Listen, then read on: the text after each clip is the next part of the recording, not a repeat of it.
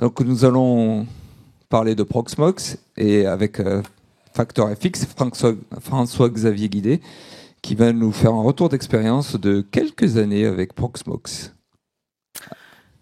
Vous m'entendez, c'est bon. Ok. Bonjour à tous. Alors moi je suis François-Xavier, je fais de l'open source depuis presque 30 ans et je m'occupe d'une société qui s'appelle FactorFX qui a plus d'une vingtaine d'années maintenant.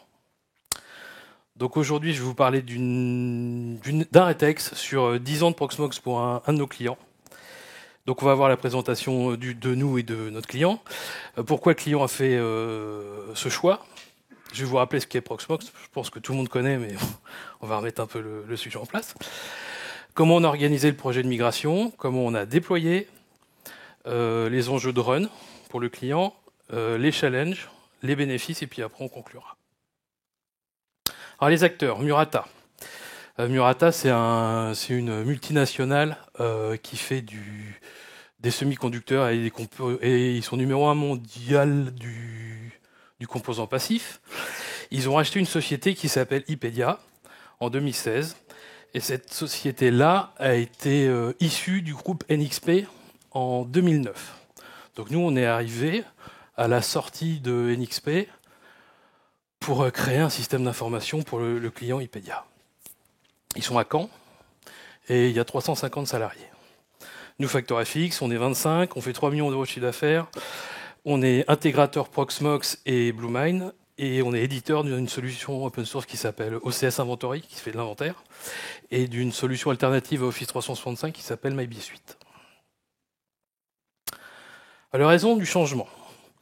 En fait, quand Ipedia a été créé, sorti d'NXP, les investisseurs, les gens qui ont monté la société, ils savaient très bien qu'ils venaient d'un groupe énorme, et ils ont voulu, dès le départ, mettre de l'open source là où c'était possible.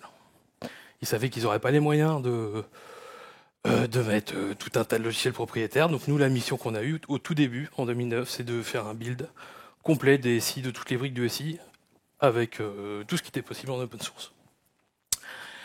Ils avaient hérité aussi d'applicatifs qui venaient du monde NXP, qui tournaient évidemment sur du VMware. C'était une contrainte. La solution ce qu'on devait trouver nous, c'était que ça fonctionne sur du matériel hétérogène, parce qu'on n'a pas d'adhérence avec le matériel, je vais rappeler ça après. Trouver une solution, par contre, open source, mais avec du support, et des intégrateurs qui étaient déjà partenaires. Et effectivement, avec un budget relativement contraint. Et à l'époque, on n'avait pas encore toutes les histoires qu'il y a en ce moment avec VMware. Alors les opportunités, passer de VMware à Proxmox sur une petite structure, c'était plutôt simple. À l'époque, on n'avait pas de solution aussi avancée que Proxmox en intégré. Nous, on avait déjà des clients sur lesquels on avait installé Proxmox et qu'on assurait la production et le run avec eux. Et on était déjà partenaire Proxmox. Et surtout, qu'il y avait quelque chose d'intéressant, c'est que les gens qui étaient propriétaires d'Ipedia, ils voulaient être indépendants financièrement. Ils préféraient dépenser de l'argent sur du build que sur du run, pour maîtriser complètement leurs coûts. Proxmox, bon, je vais rappeler vite fait ce que c'est. C'est une solution tout intégrée qui, à la fois dans la même distribution, vous avez un ESXi et un vSphere, donc ça vous permet de gérer toute votre infra. Ça permet de gérer toutes vos VM, tous vos conteneurs. Vous avez une interface web qui est plutôt intuitive et bien faite, qui évolue bien et qui permet de tout gérer, comme un vSphere. Ça permet de gérer les stockages depuis l'interface web, du Ceph, du NFF, enfin, tous les types de stockage. On est sur des solutions open source, donc il n'y a pas de problème pour faire connecter tout ce petit monde-là. On sait gérer aussi des clusters directement depuis l'interface web. Vu qu'on a un cluster, on peut gérer la haute disponibilité des machines et migrer les machines en fonction des différents nœuds de virtualisation qui sont disponibles. On a maintenant des solutions de pare-feu intégrées avec du SDN. On peut gérer l'authentification en double facteur pour se connecter à l'infrastructure. On a une gestion des rôles. On peut connecter l'authentification sur un Active Directory ou un LDAP. Enfin, ça fait tout ça très bien. Et on a maintenant une solution qui s'appelle Proxmox Backup Server, qui historiquement, la fonctionnalité de backup de Proxmox historique, c'était quand même un petit peu léger. Et en fait, ils ont développé une solution complètement tierce, qui n'est pas intégrée à Proxmox, qui s'installe sur une autre machine, dans une autre VM, qui propose à PVE, à Proxmox Virtual Environment, un dépôt de stockage qui va permettre de gérer complètement la partie sauvegarde avec de la granularité, des foules, des incrémentiels, du pruning sur les sauvegardes. Et qui permet surtout d'accélérer les sauvegardes, parce qu'avant on faisait des foules complètes des VM tous les jours, et c'était sur des grosses VM, c'était compliqué. Alors comment ça s'est passé? On a fait un inventaire, on a OCS Inventory, donc ça tombait bien, on a fait un inventaire de tous les hyperviseurs, on a fait un inventaire de toutes les machines, de tous les logiciels, et puis avec tout ça, on a été capable de faire des tableaux qui nous disent il nous faut tant de CPU, tant de mémoire, tant de stockage, et puis ça nous permettait de calculer, nous, ce qu'il fallait comme élément de virtualisation. On a rédigé un cahier des charges. Quelles sont les machines critiques, les moins critiques, les temps de disponibilité? Est-ce qu'on n'a pas des histoires de licences sur les softs qui vont tourner en haut vis-à-vis du nombre de CPU en dessous? Donc tout ça, on a vérifié tout ça. On a fait des maquettes pour migrer les machines, comment ça se passe, on écrit tout. Comment on migre les modes de migration? Est-ce qu'on prend, c'était il y a 10 ans quand même, hein, les fichiers de VMware de VM, on les copie, on les convertit, on les run dans Proxmox. Est-ce qu'on refait des VM, on refait de réinstallation et puis on refresh les données? Tout ça, il fallait l'écrire. Et après, on a fait des dry runs, des recettes de migration. Quelles sont les opérations à faire avant les migrations des machines et après les migrations? Est-ce qu'on enlève les agents, on rajoute les agents? Comment on fait les sauvegardes, etc., etc. Alors le déploiement. Est-ce que j'ai passé un slide? Non, c'est bon. Le déploiement. Alors, il y a 10 ans, on avait une machine, toute seule, avec un Proxmox, puis on a migré toutes les VM dessus. 2 ans après, on a rajouté 2 machines, on a fait un cluster. Et après, on a rajouté encore 2 machines, et encore une machine. Et à l'heure actuelle, on a un cluster avec 5 VM pour la partie bureautique. On a une centaine de VM qui tournent dessus, des Windows, des Linux. On a même joué le jeu, on a un émulateur VMS pour une partie de la production qui tourne dans une Debian directement dans un Proxmox. On a resegmenté le réseau, on a fait du 10 Giga, on a implémenté Proxmox Backup Server, et tout ça, ça fonctionne plutôt bien parce qu'ils sont contents. Sur la partie production maintenant, donc c'est la partie bureautique de la société, vous avez la production. Sur la production, on a 3 Proxmox en cluster et 3 nœuds de stockage Ceph en réseau. Ils avaient du Kubernetes pour la partie data, et ça a été virtualisé. Ils ont repris les nœuds Kubernetes qu'ils ont refait tourner dans du Proxmox. Ils utilisent du stockage Minio, mais bon, c'est plutôt vue plutôt applicative.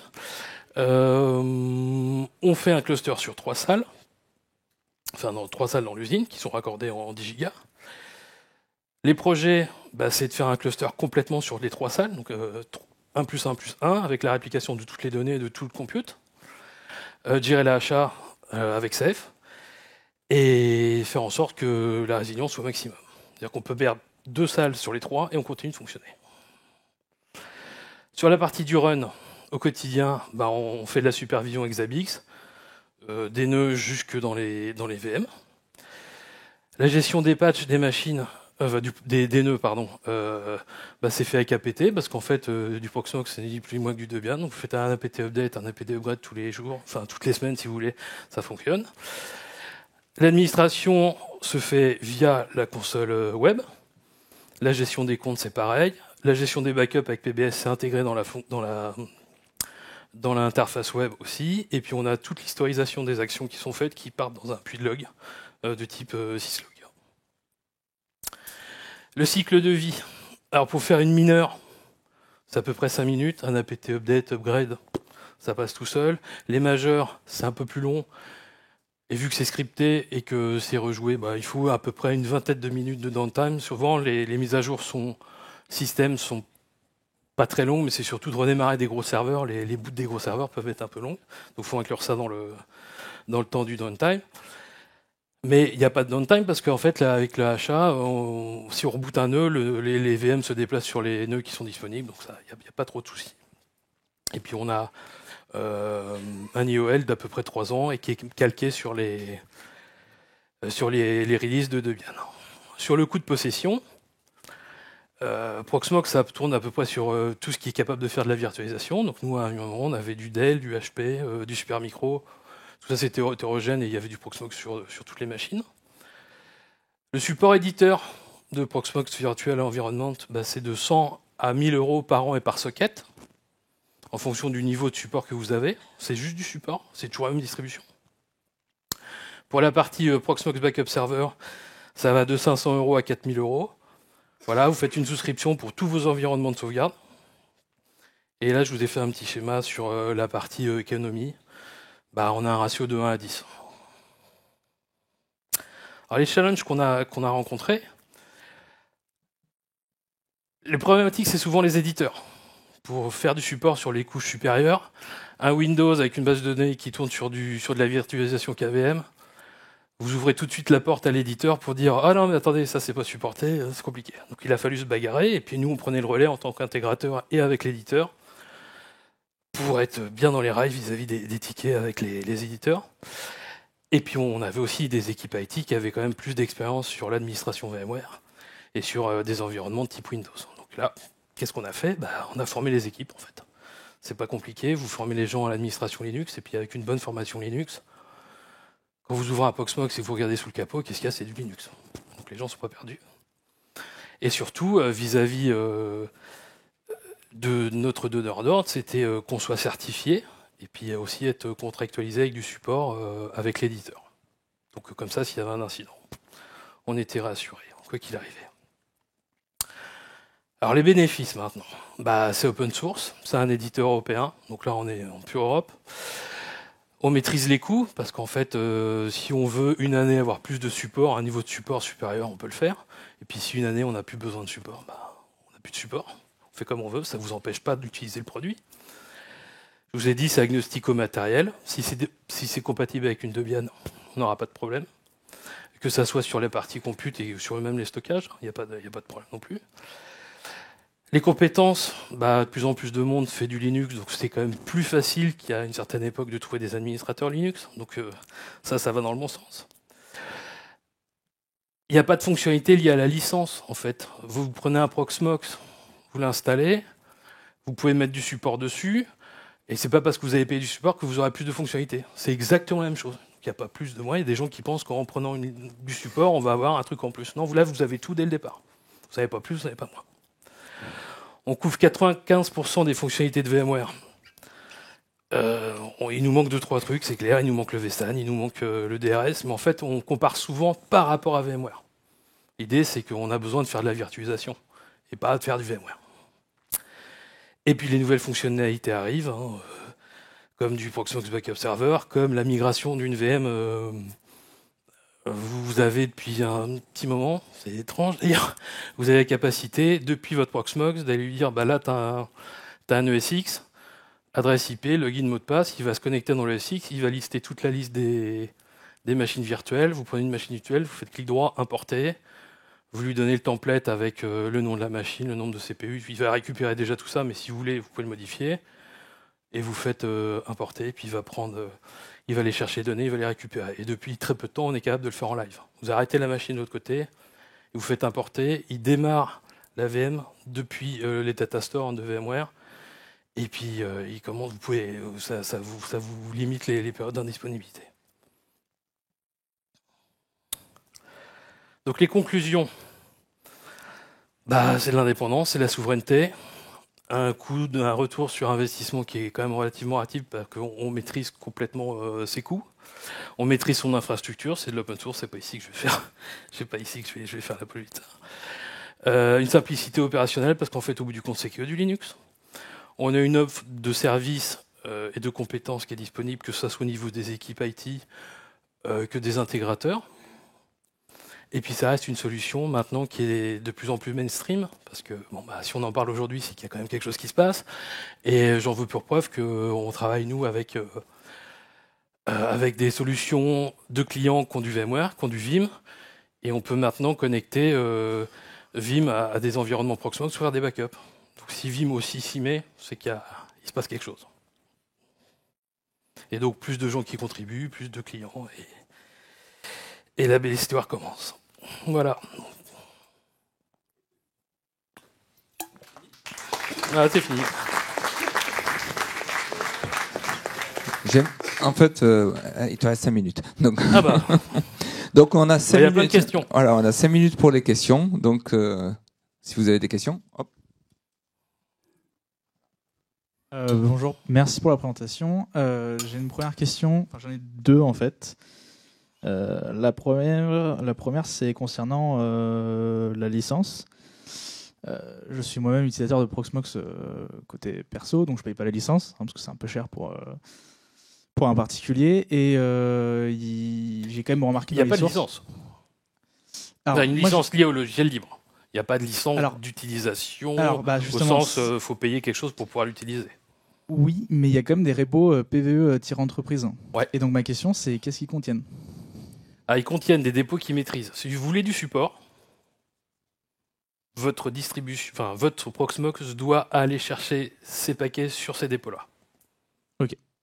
Et ça se comprend que Proxmox ne peut pas faire du support sur tout et n'importe quoi comme dépôt. C'est la seule obligation qu'il doit y avoir. Okay. C'est pour qu'ils maîtrisent leur paquet. C'est ma première question. Et la deuxième, c'est que là, il y a beaucoup de points positifs. Mais est-ce qu'en disant, il n'y a pas eu quand même quelques complications je sais pas, en disant Proxmox sur des infras comme, un peu conséquentes, il y a quand même du CEF, je sais pas, on a ouvert un ticket chez Proxmox. On a ouvert un ticket chez Proxmox une fois. Okay. Parce qu'on savait pas. Enfin, on savait plus, puis les clients, on savait pas trop comment faire, parce que c'était critique. Voilà, ça a été réglé en 2 heures. Ils sont venus en SSH, ils sont connectés, ils ont réparé. Voilà. Okay. On a eu quelques soucis avec les éditeurs. Si j'en parle, c'est qu'à l'époque, il y avait quand même des sujets. Mais non. Okay. Mais ça sous-entend d'avoir toute la chaîne de l'intégrateur qui fait bien son boulot, qui appelle pas l'éditeur toutes les 2 heures pour des niveaux 2 ou des choses comme ça. C'est-à-dire que nous, on a quand même fortement monté en compétence aussi. Merci. Ah, une question au fond.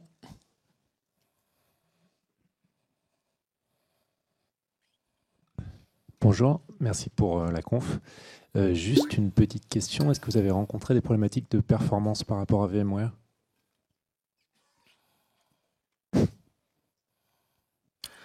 Les problèmes de performance qu'on a eus, et c'est sur les sauvegardes au début. Okay. C'est-à-dire qu'on générait beaucoup d'IO pour faire une foule tous les soirs. Ou tous les jours, enfin, en fonction du scheduling qu'on voulait. Ça, c'était problématique.